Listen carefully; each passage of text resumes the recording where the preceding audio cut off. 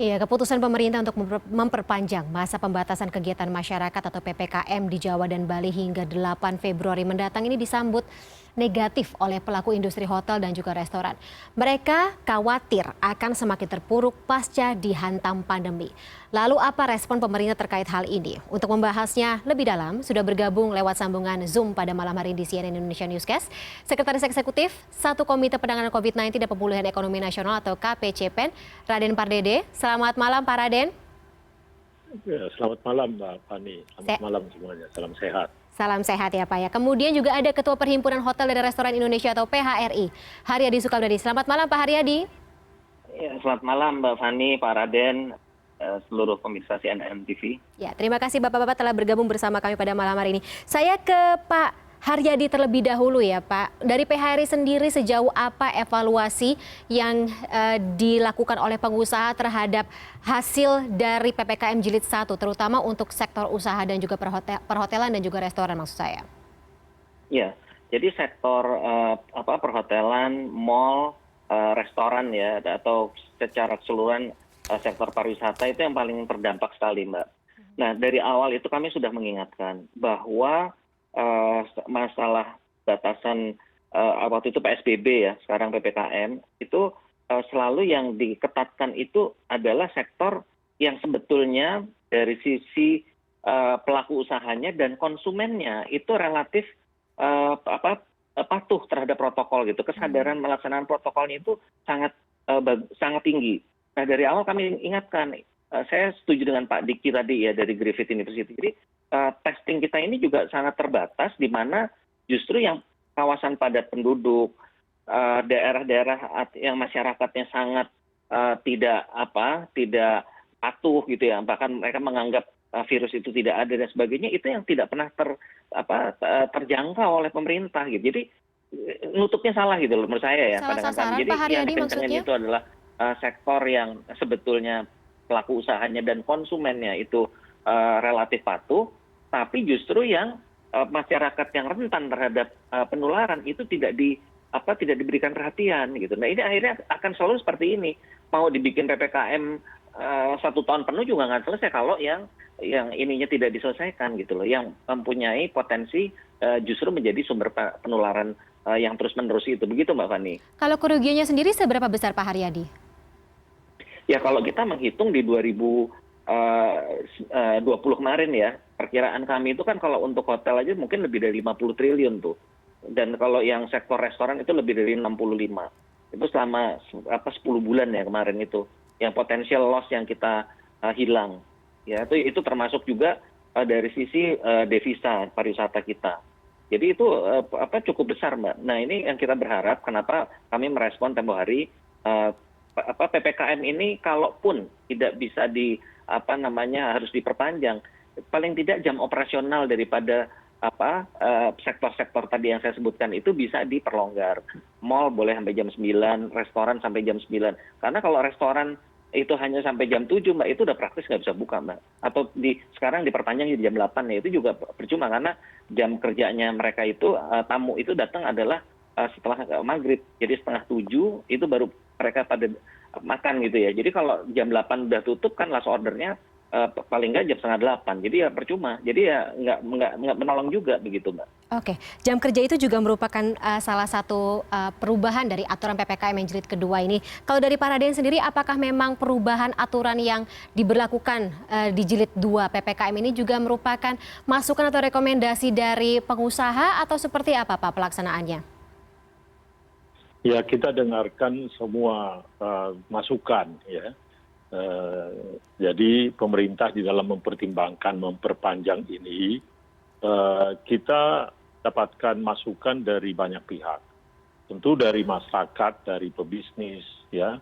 Kita dengarkan semuanya. Kemudian ya, kita melihat artinya positif, negatifnya atau benefit dan juga mungkin cost-nya. Baru kemudian diputuskan. Nah salah satu alasan kita memutuskan ini memang kita perpanjang adalah bahwa kita lihat tingkat pengendalian dari pandemi ini belum optimal. Ya, jadi memang masyarakat umum juga harus bertanggung jawab untuk kesehatannya. Ini nggak bisa diserahkan, masalah kesehatan ini bukan hanya tanggung jawab pemerintah. Masyarakat juga bertanggung jawab untuk ini. Jadi teman-teman epidemiologis juga kita dengarkan. Tetapi kita menghimbau juga supaya masyarakat juga bersama-sama. Jadi nggak benar yang dikatakan oleh Pak Haryadi tadi itu. Nggak bisa hanya satu kelompok tertentu yang harus patuh. Kalau yang lainnya nggak patuh, percuma juga. Ya. Oleh karena itu, seperti yang kami katakan tadi, kita mempertimbangkan banyak hal sebelum pemerintah akhirnya mengambil tindakan ini. Ya, diperhitungkan tadi apa dampaknya kepada masyarakat luas, apa dampaknya kepada pebisnis.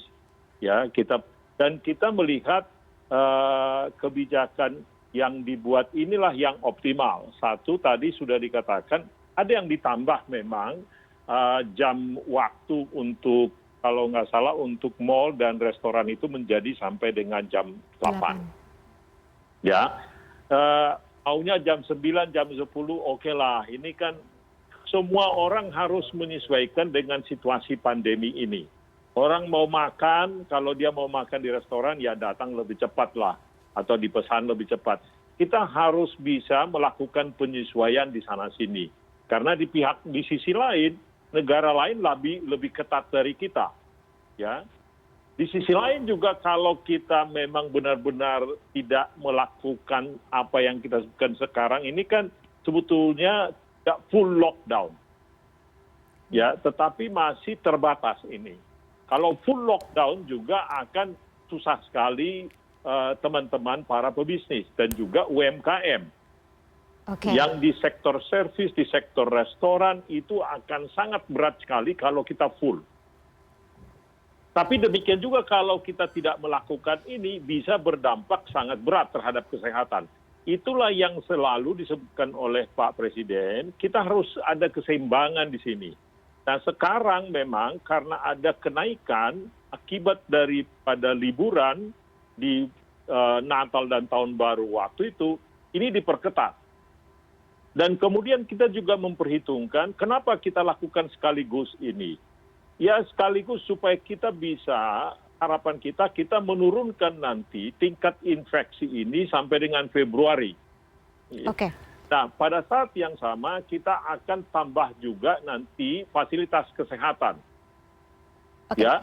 Pak Kemudian Raden, pada saat yang sama nanti kita rencanakan ini, maka di kuartal kedua vaksinasi juga harus dipercepat. Jadi ini adalah program yang boleh dikatakan harus terencana, tetapi memang tingkat infeksi ini kita harus tekan dulu. Oke.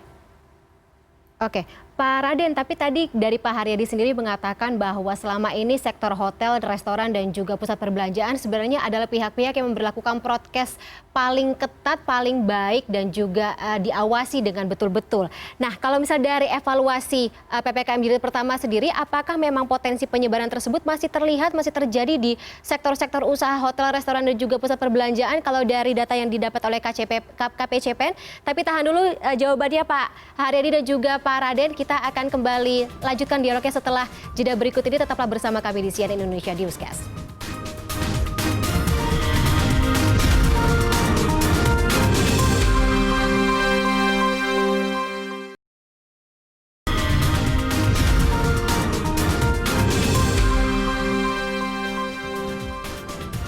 Kita kembalikan ke dialog terkait dengan apa efek dari PPKM terhadap sektor usaha hotel, restoran, dan juga pusat perbelanjaan. Saya ke Pak Haryadi lagi, Pak.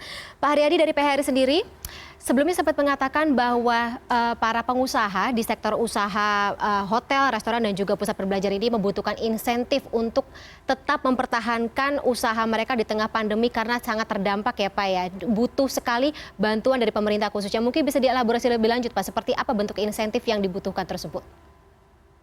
Jadi gini Mbak Fani, yang jelas pandemi ini kan menimbulkan kondisi di mana perusahaan tidak sanggup untuk menanggung beban seluruhnya. Nah, jadi ini sebenarnya kata kuncinya di situ. Tidak mungkin beban itu dipikul seluruhnya oleh perusahaan. Nah, ini yang sebenarnya kita harapkan itu adalah keringanan atas beban tersebut. Nah, di mana memang di sini efektivitas dari insentif yang ada itu, khusus untuk sektor pariwisata ini memang relatif tidak begitu terasa ya. Kecuali memang kemarin kita ada mendapatkan hibah pariwisata itu memang cukup membantu, tapi jumlahnya memang dibandingkan dengan jumlah pelaku usahanya itu relatif menjadi tidak signifikan. Karena kita kemarin dapat 3,3 triliun, tapi yang diberikan hanya 70%. Yang 30% yang diberikan kepada pemerintah kabupaten kota. Nah, 70% ini dibagi secara proporsional berdasarkan pajak yang dibayar. Itu jumlah memang sudah dibagikan. Ya tentunya kami terima kasih terhadap bantuan tersebut. Tapi kembali lagi, kalau kita melihat secara keseluruhan, bebannya itu memang menjadi sangat besar.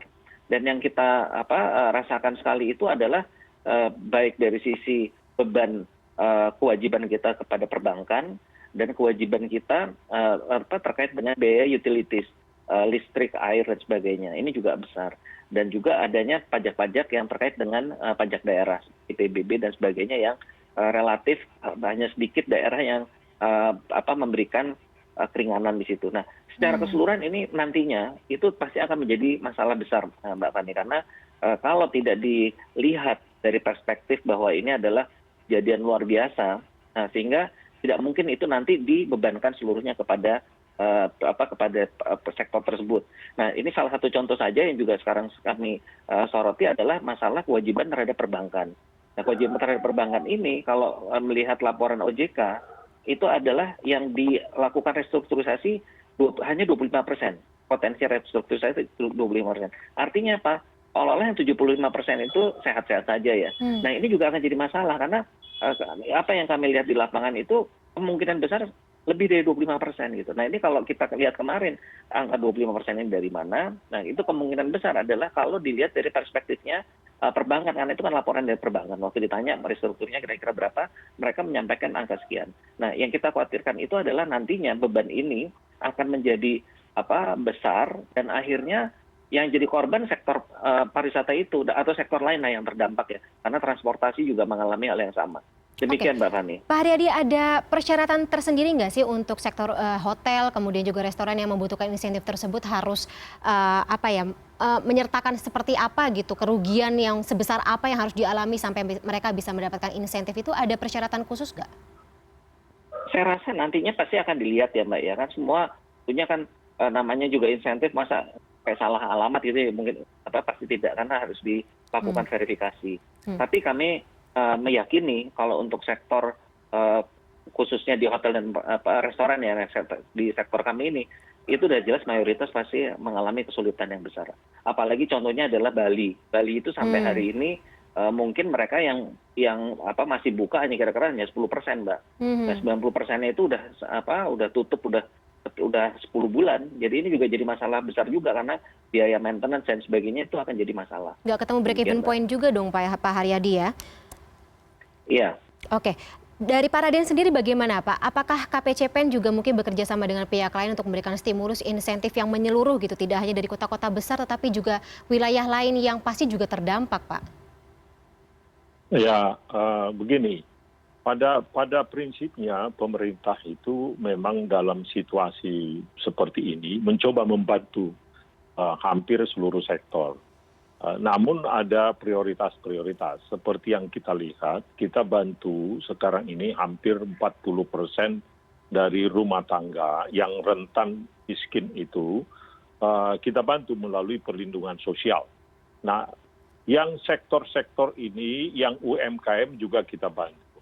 Secara khusus, kami menyadari, ya, semua kita sadar bahwa sektor yang paling terpengaruh di sini, yang paling berat, kita harus akui adalah sektor pariwisata ini. Kaitannya dengan hotel, restoran itu di seluruh dunia kena berat ya. Dan bahkan kita melihat dampaknya ini tidak hanya tahun ini. Bisa sampai dengan tahun depan, bahkan mungkin sampai 2 tahun lagi. Oleh karena itu menurut kami adalah memang seperti yang tadi sudah disebutkan akan ada stimulus fiskal. Ya. Nah, ini kalau kita mau membuat ini secara komprehensif ya, dari hulu ke hilir, artinya kita juga melihat dari sisi supply-nya, dalam hal ini adalah dari sisi hotelnya, restorannya, tapi juga penerbangannya. Demikian juga bagaimana kita juga melihat dari sisi demand-nya. Jadi bagaimana supaya orang juga mau tertarik untuk melakukan wisata lagi. Mungkin juga harus dilihat strateginya untuk waktu dekat ini, apakah kita fokus kepada domestic turis atau juga foreign turis. Rasanya kita mungkin harus fokus ke domestic turis. Oleh karena itu yang kami usulkan adalah mengenai insentif-insentif itu bisa dipikirkan. Tapi saya setuju bahwa kita harus datang dengan satu perencanaan yang komprehensif. Oleh karena itu kami usulkan itu teman-teman dari PHRI supaya bekerja sama dengan pariwisata mencoba membuat satu kajian atau rencana yang komprehensif ini Pak Haryadi. Sehingga nanti kita bisa diskusi lagi. Ini kan mudah-mudahan dengan Menteri Pariwisata yang baru ini, dia punya energi yang lebih baru, dia datang dengan satu kajian dan juga nanti proposal yang lebih komprehensif, yang kita bisa melihat ini secara terintegrasi dari hulu ke hilir sampai supply dan demand-nya. Mungkin itu yang bisa kami janjikan dari KPCPEN sekarang ini. Oke, bagaimana Pak Haryadi? Tadi ada rekomendasi dari Pak Raden akan membuat PHRI membuat sebuah forum. Tapi bagaimana dengan kalau misalnya kita bisa bicara mengenai demand orang datang untuk melaksanakan wisata di Indonesia, apakah bisa sejalan dengan pemberlakuan protokol kesehatan yang cukup ketat dengan juga pengawasannya tersebut? Jadi gini, ini ada dua hal yang kita mesti lihat secara lebih cermat ya. Pertama adalah memang bagaimana kita menciptakan demand. Karena tanpa ada demand, ya otomatis bagaimana bisnis mau jalan ya. Berapapun stimulus yang ada pasti tidak cukup. Nah yang kedua adalah bagaimana supaya sektor ini jangan sampai nanti bangkrut. Karena tadi permasalahan beban-beban yang seharusnya tidak ditimpakan semuanya kepada sektor tersebut. Nah yang saya khawatir nih Pak Raden, itu adalah belum ada pembicaraan secara komprehensif ini nanti mau bagaimana. Yang kita dilakukan itu adalah lebih kepada relaksasi dulu sampai dengan tahun depan. Jadi kewajiban bunga dibayar, ini kalau kita tidak pinjaman, sesuai dengan kemampuan cash flow, itu yang paling minim. Tapi pada prinsipnya, biaya modalnya itu, capital cost dan atau juga dari biaya bunganya itu masih argumenternya masih kencang banget itu kan nanti setelah nanti relaksasi itu pasti akan terjadi chaos tuh karena mau di restructure dengan pola-pola yang biasa gitu yang normal itu pasti nggak akan ketemu. Nah ini yang saya perlu menyampaikan karena kami selaku pimpinan dari Perhimpunan Hotel dan Restoran Indonesia, kami juga mempunyai tekad untuk melindungi anggota kami kan. Jangan sampai benar karena kasus seperti ini anggota kami dibangkrutkan semuanya oleh banknya. Nah ini bisa terjadi kehebohan nih sampai terjadi itu karena ini bukan salahnya dunia usaha ya, tapi memang kondisinya seperti ini. Nah tadi mengenai creating demand tadi apa yang disampaikan oleh Pak Raden, memang betul kami juga sekarang sedang melakukan aliansi dengan maskapai penerbangan. Kami membuat bundling program para tiket pesawat dengan kamar hotel itu kami bundling dengan harga yang menarik. Itu kita sudah lakukan. Nah, tapi yang paling penting di sini sebetulnya adalah memberikan keyakinan kepada si travelers itu. Nah, ini yang sedang kami upayakan adalah bagaimana kita bisa melakukan swab antigen ini dengan biaya yang semurah-murahnya. Sehingga ini juga membantu tadi yang dibilang oleh epidemiolog tadi kan untuk testing ini diperluas. Nah, karena kami melihat masih ada peluang untuk swab antigen itu diturunkan gitu loh, Mbak. Kalau kereta api aja bisa memberikan swab antigen 105.000 ya mudah-mudahan ininya bagus ya. Jangan sampai nanti antigennya kualitasnya juga yang diturunkan juga. Apa yang distandarkan oleh Kementerian Kesehatan itu kita harapkan tidak seperti itu. Tapi kalau itu bisa seperti itu, bisa kita buat rendah itu juga akan membantu orang untuk memilah, Mbak Fani. Karena prinsipnya kan kalau di pandemi ini kita harus memilah orang yang sakit itu atau terpapar harus diisolasi, orang yang sehat ya silahkan terus beraktivitas begitu Mbak Fani. Oke, Pak Raden terakhir Pak, singkat saja. Kalau misalnya bicara mengenai demand tadi gitu, menarik orang ke Indonesia, kemudian juga tetap memberlakukan protokol kesehatan, apakah masih bisa dengan adanya strategi kalau kita melihat ini evaluasi baru kita bisa lihat sekitar 1 atau sampai 2 tahun ke depan? Saya pikir kita bicara mengenai domestic demand dulu. Karena sekarang ini kita mau keluar negeri juga misalkan orang-orang Indonesia yang Nggak bisa. berdharma wisata ke luar negeri juga kan nggak mungkin sekarang. Betul. Jadi bagaimana kita putar mereka yang sebelumnya mereka berniat berdharma wisata ke luar negeri, ya sekarang spend uangnya di dalam negeri saja dulu. Tetap Nah, dengan oleh karena itu benar tadi masalah kesehatan itu menjadi penting. Apakah mungkin kita buat COVID free zone atau juga mungkin kita gabung dengan vaksin khusus untuk para turis. Oke. Jadi harus lebih kreatif kita membuat ini. Ini yang saya katakan tadi, mungkin Pak Haryadi mulai berbicara ini dengan Pak Sandiaga Uno nih untuk membuat program ini secara komprehensif. Demikian juga tadi yang Pak Haryadi katakan mengenai restrukturisasi ini, kita benar-benar harus hitung ini berapa sebetulnya kemampuan dari setiap hotel ini. Mungkin tidak akan semua kita bisa tolong, tetapi yang beberapa yang basic, yang benar-benar sektor ini bisa bertahan lagi, mungkin itu yang harus kita tolong. Tidak mungkin semua dalam situasi begini kita tolong. Ada prioritisasi. Mungkin itu yang perlu dilakukan Pak Haryadi. Pak Haryadi begitu ya, semoga ini ide-ide yang muncul dalam dialog pada malam hari ini jadi implementasi yang konkret ya. Ada undangan mungkin dari Menparekraf yang baru menjabat ini supaya kedepannya pariwisata tidak mati, sektor usaha restoran dan juga pusat perbelanjaan juga tidak terdampak lebih jauh. Terima kasih Pak Raden Padede dan juga Pak Haryadi Sukamdhani atas waktunya pada malam hari di CNN Indonesia Newscast. Ya. Terima kasih Mbak. Terima kasih. Satgas Penanganan COVID-19 Nasional mengingatkan warga agar tetap waspada saat melepas masker ketika akan makan. Ada alasannya dan apa alasannya? CNN Indonesia Newscast akan segera kembali.